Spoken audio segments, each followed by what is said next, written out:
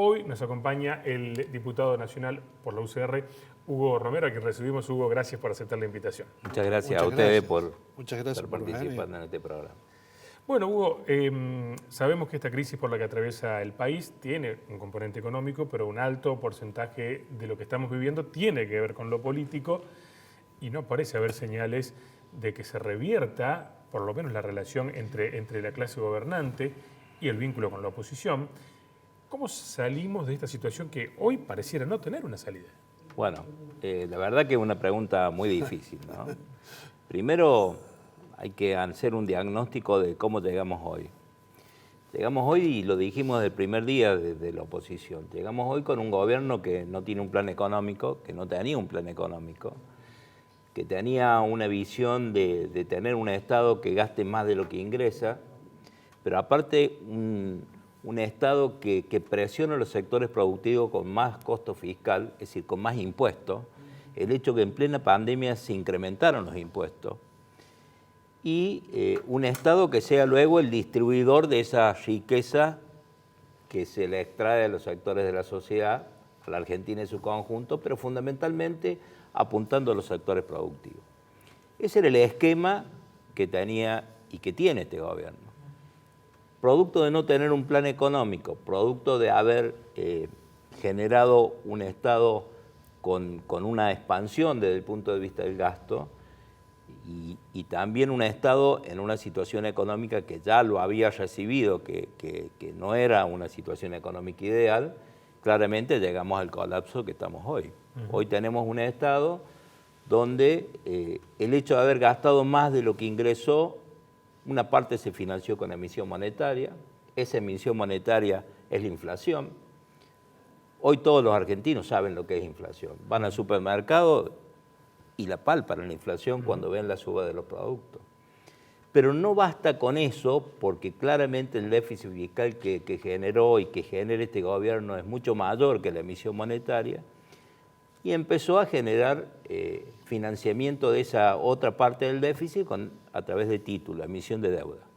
Ustedes saben que el problema de Argentina cuando asumió este gobierno era un problema de sostenibilidad de la deuda externa. ¿Qué decía? Tenemos deuda tomada por el gobierno anterior, en un corto plazo tenemos que reprogramar la deuda para que no nos impacten los vencimientos en la situación fiscal del país. Eso se solucionó primero con la reprogramación de los títulos emitidos con legislación extranjera y luego con el acuerdo con el fondo, de los cuales ahí fue un problema ideológico, donde un sector del Frente de Todos no estaba de acuerdo. Nosotros, desde el punto de vista institucional, entendimos que teníamos que acompañar ese proceso porque era una situación crítica de la Argentina no lograr el acuerdo con el fondo. Pero hoy el problema es la sostenibilidad de la deuda interna. Es tan grande el déficit que tiene la Argentina hoy y es tan grande la emisión de títulos que ya el mercado en peso no soporta seguir prestándole por el alto riesgo que significa el Estado Nacional. Entonces hoy tenemos un problema, por un lado un déficit fiscal que no se han tomado medidas, que sigue creciendo. Para que tengan una idea, en el mes de junio el déficit fiscal es 1,9 del PBI. Acuérdense que el compromiso con el Fondo Monetario es 2,5 a fin de año. Claro.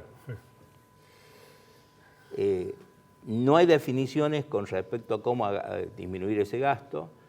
Y por otro lado, tenemos el déficit financiero, producto del gran endeudamiento en pesos. También hay un interés que va impactando en las cuentas públicas, que también significa un gasto mayor que el déficit primario. Y tenemos otro problema, como dije antes, es que el mercado de capitales, que si bien tiene peso, ya no es riesgoso prestarle al Estado y está impactando el resto de instrumentos financieros como el dólar, por ejemplo.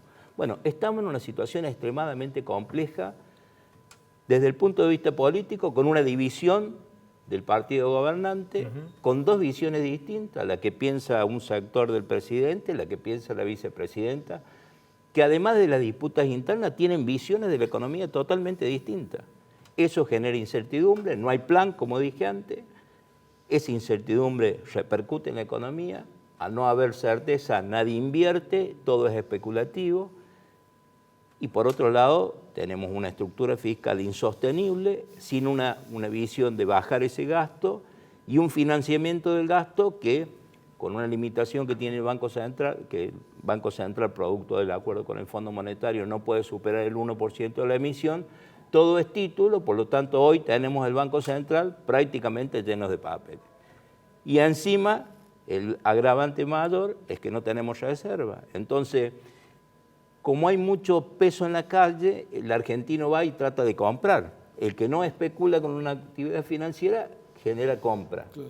Esa compra requiere importaciones, porque mucha de nuestra producción argentina demanda importaciones. Claro. Como no hay dólares, hay escasez.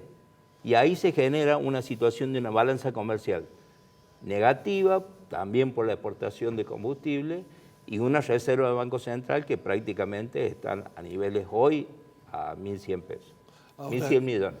Una pregunta. Usted que forma parte de Juntos por el Cambio, que es, digamos, el mayor protagonista de la oposición, ¿qué le diría usted a los que nos están viendo? Nosotros como oposición vamos por este camino, estas son nuestras propuestas para corregir el mal rumbo del gobierno. Lo primero que tenemos que hacer como una oposición responsable es garantizar la institucionalidad del gobierno. Lo hicimos con el Fondo Monetario Internacional. Hoy vemos en todos los medios que el gobierno está queriendo generar un acuerdo y un consenso con la oposición. Lo primero que tenemos que decir es que tenemos que generar un acuerdo. Primero tienen que generar un acuerdo dentro del partido gobernante, claramente. Exactamente. Y el segundo tema, que los principales dirigentes lo dijeron muy bien, ese consenso no tiene que ser un consenso de una mesa de dirigentes, tiene que ser un consenso en un programa que dé esa certeza y esa credibilidad y ese cambio de expectativa que tiene la Argentina hoy pensando en el futuro. Este gobierno no está dispuesto a hacer eso. Este gobierno, lo que yo veo es que tiene una posición responsable y digo responsable desde el punto de vista institucional. No quiero ni pensar que si no sería quienes conducen ellos, sería al revés. Claro. Si estarían pensando en esa protección institucional que estamos pensando nosotros la oposición. Creo que no se haría lo mismo, ya lo demostraron. Pero independiente de eso, nosotros por supuesto tenemos que poner límites en aquellos proyectos que entendemos como avance en la justicia, que ese es el otro tema. Ese es el otro tema, que no es un tema menor. Avanzar en la justicia, avanzar contra la seguridad jurídica. En un país que no tiene previsibilidad, no tiene plan económico, que no genera certeza y encima tiene falta de seguridad jurídica, nadie invierte ni piensa invertir en la Argentina. Claro. Entonces, nosotros tenemos que ahí, y ponemos ahí nuestro trabajo en impedir aquellas cosas que empeoran la situación y, por supuesto, empezar a trabajar como están haciendo los equipos de trabajo, de generar un programa económico que genere esa previsibilidad que hoy que necesita la Argentina y, a mi entender, con un proyecto que esté incentivando la inversión y el valor agregado de la Argentina para producir trabajo. Siempre pensando en un Estado que tiene que ser regulador, no protagonista, y un Estado que dé garantías jurídicas para incentivar la inversión como base de crecimiento. Ahora, Hugo, todavía queda un trecho para las elecciones. Este gobierno tiene que llevar adelante la administración del país, como bien lo mencionabas recién, con una división ideológica en cuanto a cómo manejar la economía. ¿Qué posibilidades hay de encontrar realmente entre oficialismo, oposición, los distintos actores, sindicalismo, empresarios, un punto de encuentro para poder de alguna manera avanzar en una línea que le aliviane esta carga pesada que el ciudadano de a pie tiene diariamente cuando ve que las cosas le aumentan, cuando sufre la inseguridad, cuando se deteriora su calidad de vida? La verdad que yo le pregunto a ustedes, hago una contrapregunta. ¿Ustedes le creen a este gobierno? No. Si este gobierno dice vamos a cambiar el 100% de las cosas, ¿le creen? Hoy es difícil. Es muy difícil. No le cree nadie. El problema que tiene este gobierno, por más buenas intenciones o cambios que haga, ha perdido la confianza. Hoy hay un problema institucional en la Argentina. Hoy la palabra del presidente está totalmente devaluada y de su funcionario. Y encima con esta pelea interna permanente que hace que sea muy difícil encontrar un camino y un consenso serio que la sociedad está pensando. De nuestra parte, insisto, nosotros tenemos que cumplir nuestro rol como oposición, pero también entender que tenemos un rol de responsabilidad de trabajar en un proyecto político que la verdad que no quiero que se malinterprete, pero yo no estoy viendo que este gobierno llegue al 10 de diciembre de 2023. ¿Usted cree que puede pasar lo de la Rúa? No sé si de la Rúa, pero yo no lo veo desde el punto de vista económico y político. No veo que con la baja calidad institucional y de confianza que tiene la sociedad, que haga un cambio profundo para que se construya alternativas de una sociedad que espere hasta una elección en diciembre de 2023. Para mí es largo el tiempo, ¿no? Es un largo camino, no es bueno para la Argentina. Hay el casi 44% de argentinos que están en el nivel de pobreza. La clase media desapareció. Día a día el poder adquisitivo de los salarios, de los jubilados, cae. La inflación es un tema que ya el mes que viene inclusive va a ser mayor que este mes.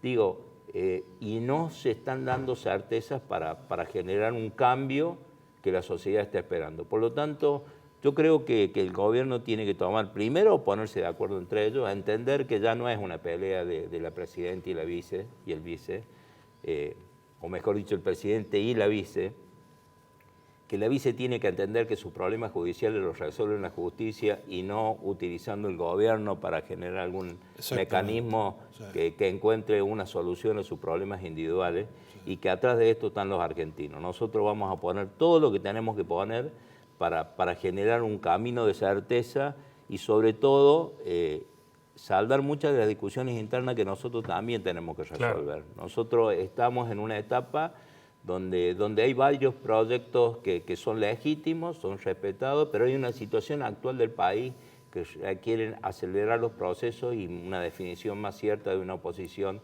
unida a través de un proyecto definitivo para poder encontrar una solución. Hugo, ya en un minuto, ya estamos en el cierre, llegando al plano provincial, digamos, ¿no? ¿Qué expectativas tiene la oposición de poder construir una propuesta para el electorado cordobés pensando en las elecciones del 2023 en la provincia? Mira, yo tengo una visión sobre la función, sobre el actual gobierno. Claramente el gobierno cuenta con una consideración especial de la sociedad cordobesa, pero también hay una Córdoba oculta, que la sociedad no lo ve. Y esa Córdoba oculta está dada primero con una provincia que tiene un superávit importante, pero ese superávit importante está basado en dos pilares. Por un lado, en un costo fiscal muy alto, que de manera inteligente a lo largo del tiempo, los cordobeses no nos damos cuenta, pero un ingreso bruto muy alto hace que impacten los precios de la producción cordobesa, tanto en el consumo como en la competitividad que tiene nuestras empresas cordobesas hacia afuera, por un lado. Un costo de energía, donde APEC no está ordenada, tenemos un costo de energía dentro de la segunda o tercera más cara del país. Y después tenemos también una estructura de gasto que se ha ido disminuyendo, ha perdido poder adquisitivo de los empleados públicos, han perdido el gasto en seguridad bajo, el gasto en educación bajo, ha disminuido y casi no existe el gasto en obra pública relacionado con vivienda. Esa Córdoba oculta, primero como oposición la tenemos que analizar y luego presentar una alternativa distinta, pensando que este gobierno tiene una consideración en la sociedad, que hay que mostrar esa Córdoba oculta, pero también hay que mostrar un proyecto superador. Entonces hay que trabajar en ese tema y luego definir quiénes son los candidatos que van a representar ese proyecto. Pero la sociedad hoy, para producir un cambio en Córdoba, tenemos que mostrar un proyecto que sea creíble, superador y no avanzarnos. Yo cuando hablo de Córdoba oculta no hablo desde una visión con una crítica subjetiva, lo hago desde la objetividad, sabiendo cuáles son las dificultades que tiene Córdoba y desde qué lado tenemos que partir para construir ese proyecto y enamorar a los cordobeses y poder ser gobierno. Creíble y posible.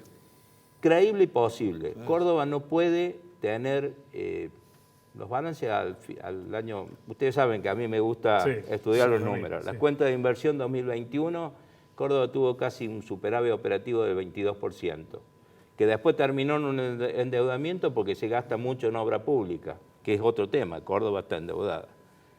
Ese 22% significó un incremento de ingresos brutos importante, un deterioro de la seguridad como lo estamos viendo hoy, un deterioro de la educación con sueldos más bajos en la administración, un deterioro en las jubilaciones. Digo, hay que trabajar en un proyecto que contenga las finanzas públicas, que mantengan equilibrio, pero que piensen en un Córdoba productiva, con desarrollo, que es lo que necesitamos para seguir creciendo.